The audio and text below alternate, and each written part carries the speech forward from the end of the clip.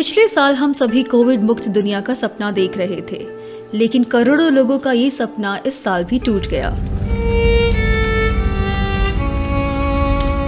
सरकार ने स्वास्थ्य क्षेत्र के लिए अधिक राशि मुहैया कराने का दावा किया, लेकिन हजारों लोग बिना इलाज के ही मर गए। लाखों भारतीय गरीबी में धकेल दिए गए, जबकि चंद मुट्ठी भर लोग अमीर हो गए।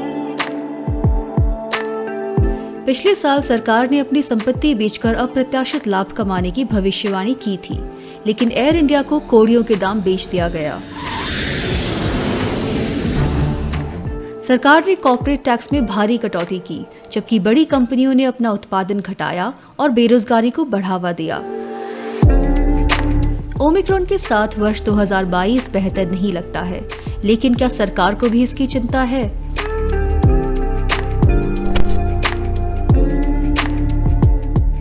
हर साल 1 फरवरी को सरकार अपनी वित्तीय नीतियों और प्राथमिकताओं की घोषणा करती है। यही है बजट का दिन। महामारी और वित्तीय संकट से तबाह देश के लिए आने वाला बजट बेहद महत्वपूर्ण है। तो इस बार जब बजट के कागज संसद में पेश किए जाएंगे तो ये देखने वाली बात होगी कि शब्द जाल और लंबी लंबी घोषणाओं से परे ये बजट धन समर्थक होगा कि जन समर्थक। बालाजी! बालाजी! भारत एक ऐसा देश है जो स्वास्थ्य पर अपने जीडीपी का 2% भी खर्च नहीं करता। महामारी से पहले भी हम अपनी कमजोर स्वास्थ्य प्रणाली से परिचित थे। We know that there are tremendous staffing gaps across the country, more in rural areas, much more in tribal and underserved areas of all varieties. There's something called a data operator, for instance, at district level. Now, all programs, public health programs require data. This person is fundamental, is really a linchpin for being able to collect information on all programs and schemes. This person gets less than the minimum wage and is a contractual employee. Now, how do you, this is the fundament. How do you settle an entire health infrastructure around such a weak basis where doctors, nurses, all our staff, sweepers in facilities, I mean, you can give whatever you like to water and sanitation, but if you don't have sweepers in your health facilities, how can things be clean? And, again and again, we're raising these issues that toilets may be there in buildings, but they're not functional simply because there are no human resources to manage any of these investments. Then those investments also become infructuous. So I think one main demand is to be regularize all health personnel. जब ज्यादातर आबादी अपनी स्वास्थ्य जरूरतों के लिए केवल सरकारी सुविधाओं पर निर्भर है, तो पैसा भी स्वास्थ्य के बुनियादी ढांचे के निर्माण में जाना चाहिए। लेकिन अब फोकस हेल्थ इंश्योरेंस पे है, जो कि एक बहुत खतरनाक विकल्प है। Examine the allocation of budgets. It goes far more into PMJAY, which is the insurance scheme, than anything on the Health and Wellness Center.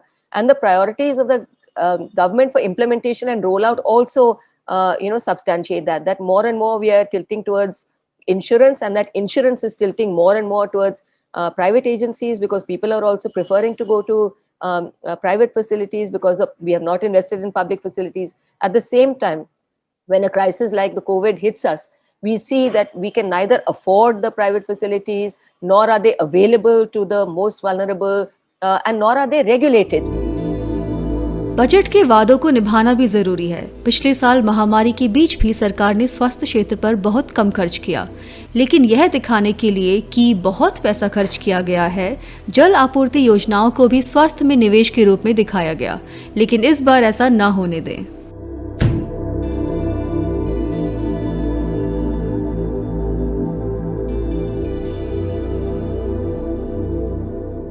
एक बार फिर से कई राज्यों में स्कूल कॉलेज बंद कर दिए गए हैं। ऐसा लग रहा है कि छात्रों का एक और शैक्षणिक वर्ष डिजिटल रहेगा।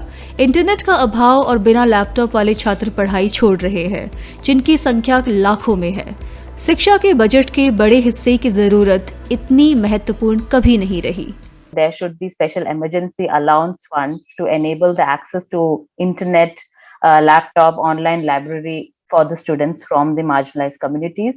And also, especially in the extreme remote areas, in the tribal areas, there should be some centers where the students can access online classes with the facility of the facilitators and counselors in that centers. About 2 years ago, there was a threat of the post-metric scholarship, which is the biggest scheme for Dalits and Adivasis. The scheme being scrapped, but after a lot of intervention by the community members, that was reinstated. And there was a promise that was given by the finance minister at that time that they will allocate at least 7,000 crores, for the post-metric scholarship every year.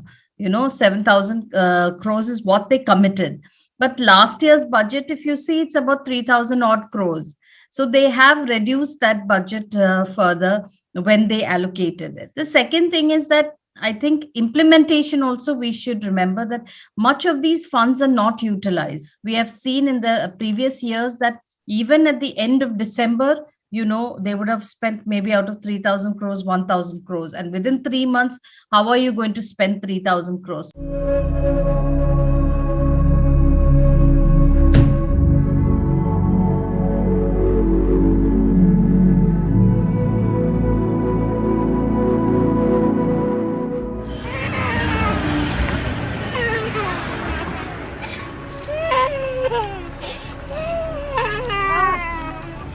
ये विचलित कर देने वाली तस्वीरें 2020 की हैं। इतने बड़े पैमाने पर हुए पलायन के बाद लोगों का क्या हुआ?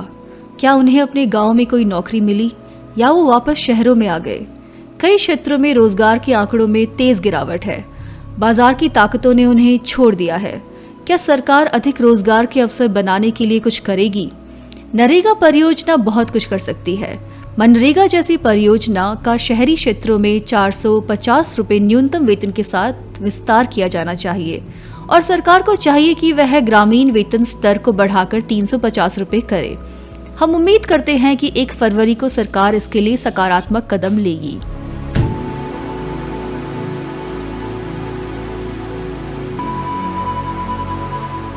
इस बीच देश में सुपर रिच, बहुत अमीर लोग और भी पैसा कमा रहे थे। ऐसा लगता है जैसे वो पैसे छाप रहे हैं। मुकेश अंबानी की आमदनी 90 करोड़ रुपए प्रति घंटा है। ऑक्सफैम इंडिया की रिपोर्ट के अनुसार 2021 में 84% भारतीय परिवारों की आय घट गई, जबकि देश में अरबपतियों की संख्या 102 से बढ़कर 142 हो गई। रिपोर्ट पर रिपोर्ट देश में बढ़ती असमानता को दर्शा रही है, इसलिए सरकार को इस पर तुरंत ध्यान देना चाहिए। अमीरों के धन पर टैक्स लगाने से शुरुआत हो सकती है। It's not that we have not had wealth tax. I think it's important to remind people in this country that we have had wealth tax till fairly recently. It was done away, and we need to bring it back. With this growing inequality, we must reintroduce wealth tax. And as you would have seen the Oxfam's inequality kills report, it just says, just 1% tax on the top 98 richest families of this country can sustain the very ambitious Ayushman Bharat for 7 years. So let me also just say that India won't be unique. Argentina has already introduced a wealth tax specific to COVID, and they have raised $2.5 billion for addressing COVID in their country. So wealth tax is something that we must reintroduce.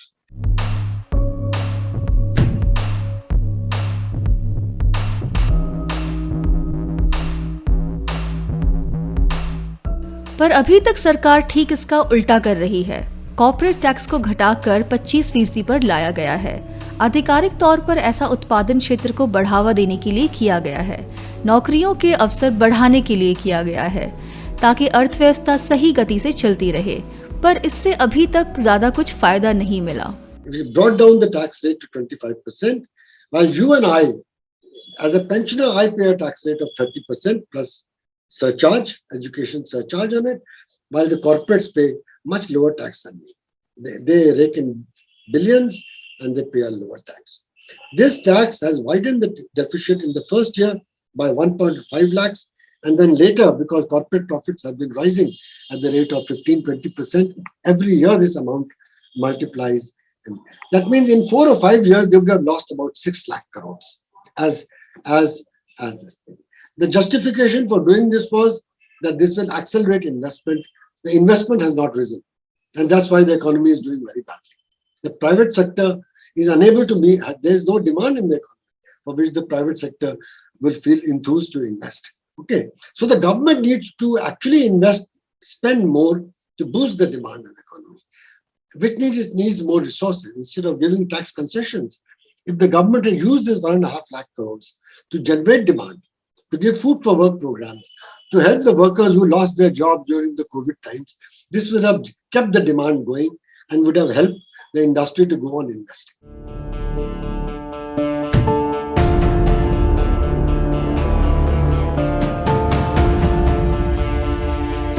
केंद्र सरकार सिर्फ यहाँ तक नहीं रुकी है। पिछले साल सरकार ने ज्यादा से ज्यादा सरकारी कंपनियों को पट्टे यानी लीज पर देने की घोषणा की थी। 2 सरकारी बैंकों पर जल्द ही मुसीबत आने वाली है।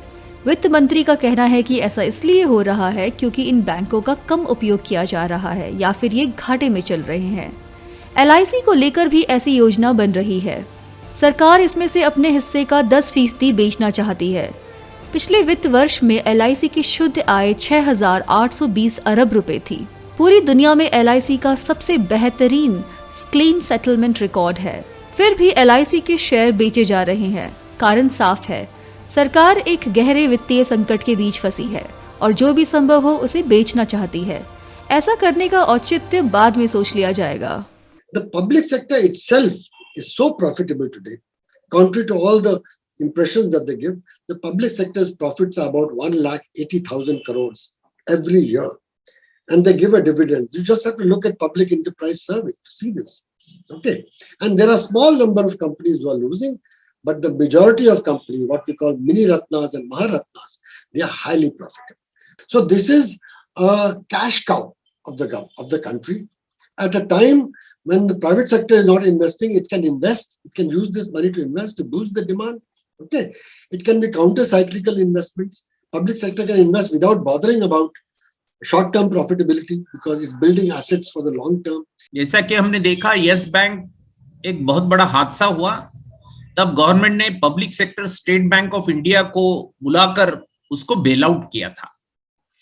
इसके साथ साथ हमने देखा IL&FS ये एक सबसे बड़ी नॉन बैंकिंग फाइनेंशियल इंस्टीट्यूशन थी जिसको बेल आउट करने के लिए स्टेट बैंक और LIC को इनवाइट किया गया। और अभी अभी हमने देखा वोडाफोन को बचाने के लिए गवर्नमेंट ने उसका जो भी ड्यू अमाउंट था वो इक्विटी में कन्वर्ट किया। इसका मतलब आखिरकार गवर्नमेंट ने उसका पार्शियल प्राइवेट नेशनलाइजेशन ही किया है। तो मुझे नहीं समझ में आता कि ये लॉसेस का नेशनलाइजेशन और प्रॉफिट का प्राइवेटाइजेशन ये एक गलत नीति गवर्नमेंट के द्वारा ये इंप्लीमेंट की जा रही है।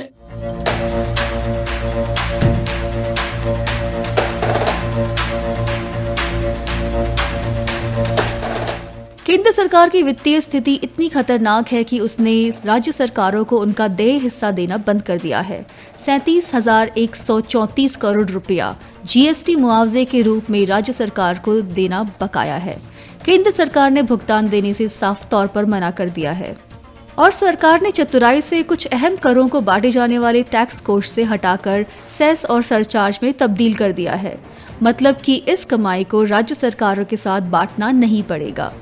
इस तरह से भारी मात्रा में लगभग सारा फ्यूल टैक्स यानी कि ईंधन टैक्स केंद्र सरकार के पास जा रहा है। इतने ज्यादा ईंधन टैक्स के कारण आम लोग जीवित रहने के लिए संघर्ष कर रहे हैं। वित्तीय संकट से जूझने के लिए गरीबों पर इस तरह से अत्यधिक टैक्स लगाने का कोई मतलब नहीं है।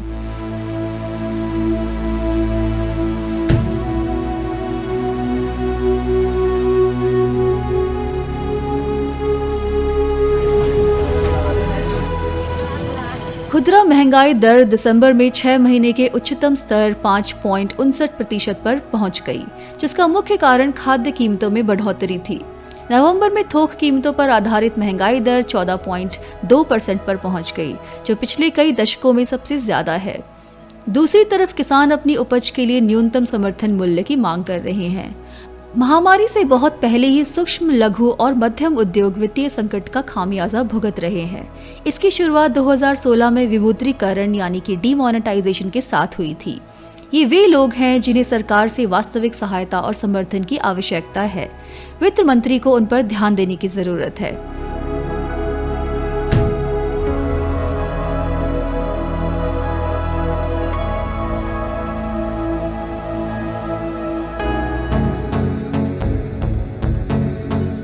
वर्तमान में पेट्रोकेमिकल इकाइयों द्वारा बनाए जाने वाले अधिकांश कच्चे प्लास्टिक पर 18% जीएसटी लगता है, जिसमें केंद्र सरकार की हिस्सेदारी 9% है, जबकि पेट्रोल से सरकार को 58% शेयर जाता है, वहीं डीजल से 44%। राज्य सरकारें भी पेट्रोल और डीजल पर अपना टैक्स लगाती हैं। 2015 के पेरिस समझौते में दिए गए कमिटमेंट के हिसाब से भारत को पेट्रोल और डीजल पर उच्च कर लगाना था। केंद्र सरकार ने पिछले 3-4 वर्षों में लगातार यह हासिल कर लिया है। अब वक्त है कि जीवाश्म ईंधन से बनने वाले गैर आवश्यक सामग्रियों को भी इसमें शामिल किया जाए। प्लास्टिक इनमें से एक है। इन सभी को जीएसटी सूची से हटा दिया जाना चाहिए और पेट्रोल पर टैक्स के अनुरूप 50% के ऊपर टैक्स लगाया जाना चाहिए। आखिरकार ये सामग्रियां पेट्रोल और डीजल की तरह न केवल जलवायु संकट में योगदान करती हैं, इन्हें खत्म कर पाना ही लगभग नामुमकिन है।